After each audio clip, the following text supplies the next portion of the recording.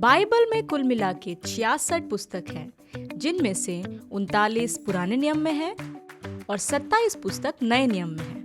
आप जानते हैं 4 सुसमाचार की पुस्तक कहाँ मिलेगी? 4 सुसमाचार की पुस्तक हमें नए नियम में मिलती है। ऐसी कौन सी बात है कि हमें नए नियम को जानना और पढ़ना बहुत जरूरी है? 4 सुसमाचार हमें यीशु मसीह की जीवन, सेवकाई, मृत्यु और पुनरुत्थान के बारे में बताती है। आप बोल सकते हैं कि यीशु की कहानियाँ सारी समान हैं, तो उसके लिए हमें चारों सुसमाचार को पढ़ना जरूरी क्यों है? बाइबल कहती है यूहन्ना उसका 21 अध्याय के 25 में, और भी बहुत से काम है जो यीशु ने किए, यदि वे एक करके लिख जाते तो मैं समझता हूँ कि पुस्तक जो लिखी जाती है वे संसार में भी ना समा पाती। संसार में इतनी पुस्तक नहीं है जो यीशु के असाधारण सेवकाई के बारे में लिख सके जब वह धरती पे थे। जो चमत्कार उन्होंने किए, जो कहानियां उन्होंने सुनाई और जिन लोगों की उन्होंने सहायता की। शुरुआत की कलीसियाओं में परमेश्वर ने 4 अलग अलग व्यक्ति को चुना जो यीशु की कहानी को बता सके 4 अलग अलग नजरिए से। इसलिए सुसमाचार लिखा गया है अलग लोगों के लिए, अलग लेखक के द्वारा और अलग उद्देश्य को पाने के लिए।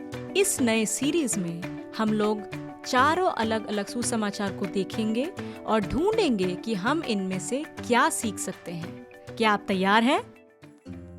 हेलो सबको, मेरा नाम मती है और मैं मती की किताब का लेखक हूँ, जो चारों किताबों में सबसे पहला है। परमेश्वर ने मुझे प्रेरित किया कि मैं यहूदी लोगों के लिए लिखूं। यीशु के 12 चेले में से एक बनने से पहले मैं एक चुंगी लेने वाला था। यह काम लोगों को पसंद नहीं आता था, क्योंकि वह लोगों से धोखे से पैसे निकलवाते थे। एक दिन यीशु ने मुझे चुंगी लेते हुए देख लिया और उन्होंने कहा, मेरे पीछे हो ले। और मैंने वैसा किया, यहाँ तक कि यीशु मेरे घर खाना भी खाने आए, जिस कारण फरीसी लोग नाराज हो गए। मैं पापी था और मेरे खुद के लोगों ने मुझे अलग किया, लेकिन यीशु ने मुझे माफ किया और दूसरा मौका दिया। मैं यीशु के साथ उनके पूरे सेवकाई में था।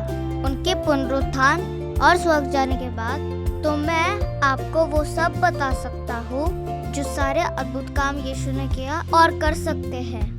सबसे जरूरी जो मैंने सीखा है कि केवल यीशु ही दूसरा मौका देते हैं। अगर यीशु मुझे बेहतर के लिए बदल सकते हैं, वह आपको भी बदल सकते हैं अगर आप उनके पीछे हो ले। हमारे इस हफ्ते का बाइबल मेमोरी वर्स है मती 9:9। उसने कहा, मेरे पीछे हो ले।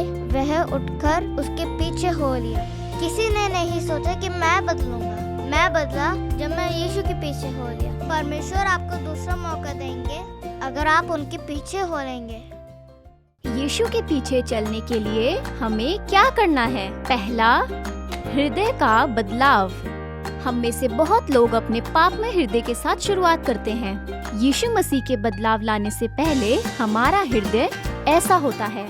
ये अशुद्ध है पाप और पापमय रवैयों से, जैसे लालच, नफरत, जलन, गुस्सा, स्वार्थीपन और लोगों के द्वारा कहे हुए शब्दों से ये हृदय टूटा हुआ है।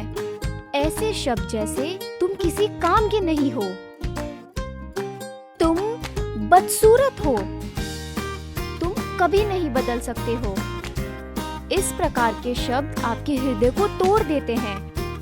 आपका हृदय सही स्थिति में नहीं है। हालांकि यीशु हमें दूसरा मौका देने के लिए हमेशा तैयार रहते हैं। जब हम यीशु के पीछे चलने का निर्णय लेते हैं और उन्हें कहते हैं कि हमारे हृदय को बदले, तो वे हमारे हृदय को पुनर्स्थापित करने और फिर से नया बनाने के लिए तैयार रहते हैं। ये दूसरा हृदय बदला जा सकता है नया और साफ बनने के लिए, और भरा जा सकता है प्रेम, दया, शांति और आनंद से। ये हृदय उस हृदय को दर्शाता है जो बदला गया है परमेश्वर की इच्छा के अनुसार। परमेश्वर ने मती के हृदय को यीशु के पीछे जी जान से चलने के लिए बदल दिया।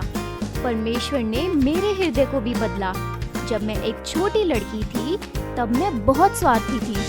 मैं अपने स्वादिष्ट खाने को किसी के साथ नहीं बांटती थी और अपनी अच्छी सुंदर स्टेशनरी को अपने क्लास के बच्चों व अपने भाई बहनों के साथ भी नहीं बांटती थी। पर यीशु को जानने के बाद और यह कि वो मुझसे कितना प्यार करते हैं, मैंने अपने आसपास के लोगों के साथ स्वार्थी होना बंद कर दिया।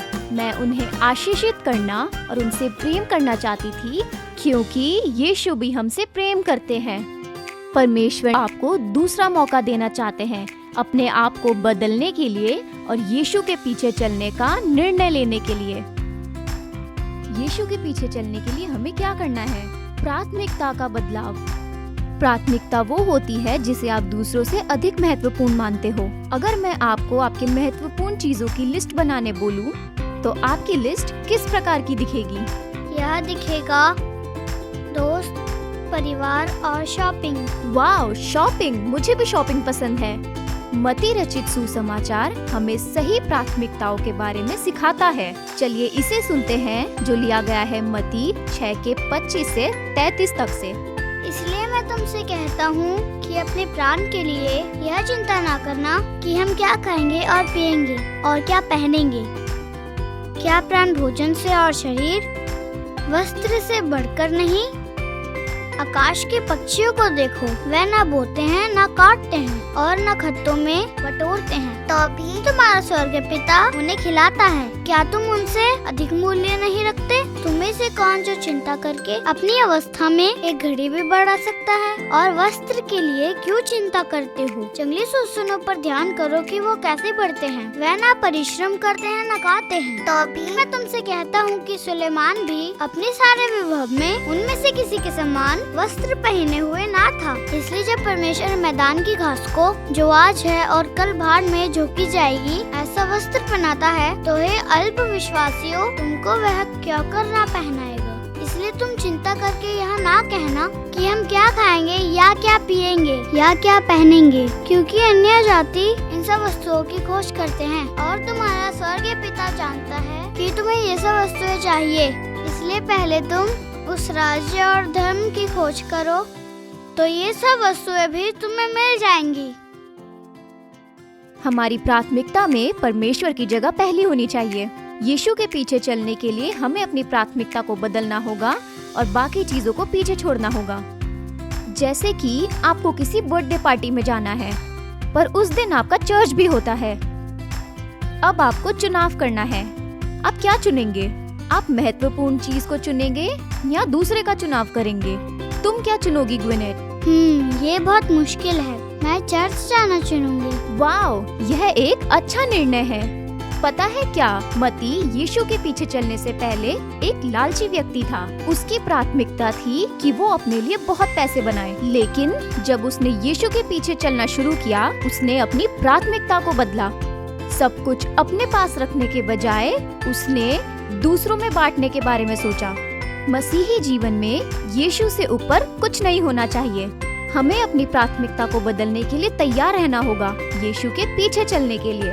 याद रखें, हमें यीशु के पीछे चलना है और अपनी प्राथमिकता को बदलकर यीशु को पहले रखना है। तुम्हारी नई प्राथमिकता कैसी होगी? यह होगी परमेश्वर, परिवार और दोस्त। अद्भुत। आज के बाइबल मेमोरी वर्स जो लिया गया है मत्ती उसका 9 अध्याय के 9 से, मेरे पीछे हो ले, और मत्ती उठकर उसके पीछे हो लिया।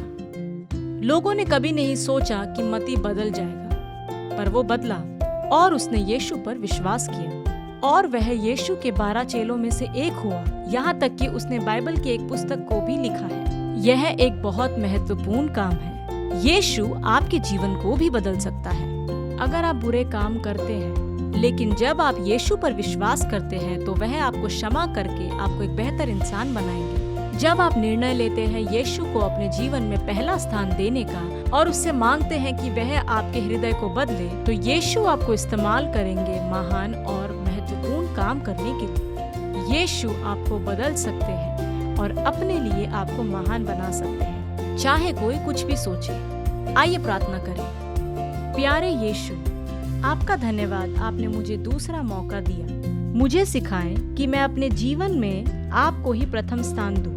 मुझे मदद करें मैं अपनी प्राथमिकता को सही रूप में रख पाऊं। आप मेरे मन को बदल दें ताकि मैं संपूर्ण हृदय के साथ आपके पीछे चल सकूं। यीशु के नाम से आमीन। धन्यवाद हार्वेस्ट किड्स ऑनलाइन देखने के लिए। यीशु के पीछे चलने के लिए हमें क्या करना है? हृदय का बदलाव और प्राथमिकता का बदलाव। इस नई सीरीज में मैं चाहता हूँ कि आप सब कम से कम 400 समाचार में से एक पढ़े। तो जरूर से हार्वेस्ट किड्स ऑनलाइन को लाइक, शेयर और सब्सक्राइब करना ना भूलें। अगले हफ्ते आपसे फिर मिलते हैं इसी समय।